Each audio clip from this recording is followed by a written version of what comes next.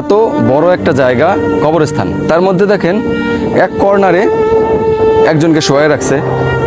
কেন তাকে এই মাঝখানে দেওয়া হয় নাই? কারণ হচ্ছে তার জন্য বরাদ্দই আছে এইদিকে 3.5 হাত, এইদিকে 1.5 হাত, এইটুক জায়গায় তার জন্য বরাদ্দ। এই পাশে আরেকজনের জন্য বরাদ্দ, এরকম এইখানে একজন, এইখানে একজন, পুরোটা একসময় ভরে যাবে। আপনি ব্যবসায়ী, ওজনে কম দেন, আপনার ক্ষমতা আছে, আপনি আরেকজনের জমি দখল করে খান। রিক্সাওয়ালাও বৃষ্টি নামলে তখন 20 টাকার ভাড়া 40 টাকা নেয়। আপনার থানায় কাজ করতে গেলে সেখানে আপনি টাকা ছাড়া কাজ করেন না। বিচারক সেও টাকা খেয়ে ভুল বিচার করে দেয়। তো এই যে এত কিছু করবেন, আরেকজনকে ঠকাইয়া কোটি কোটি টাকার মালিক হবেন, কিন্তু আপনাকে তো শেষমেশ এই 3.5 হাতের মধ্যেই ঢুকতে হবে। আপনি যাদের জন্য এত কিছু করবেন, স্ত্রী, সন্তান, পরিবারের জন্য, তা মানুষ ঠকায় হাজার হাজার কোটি টাকা মালিক হবেন, আপনি কি তখন কি আপনার এই 3.5 হাতের বেশি আপনাকে জায়গা দেওয়া হবে? তার বেশি জায়গা দেওয়া হবে না, এবং আপনার এই কুকর্মের ভার আপনার স্ত্রী, সন্তান কেউই নেবে না। তো এই কারণে প্রত্যেকেরই সাবধান হওয়া প্রয়োজন যে আপনার জন্য বরাদ্দ আছে এই 3.5 হাত জায়গা।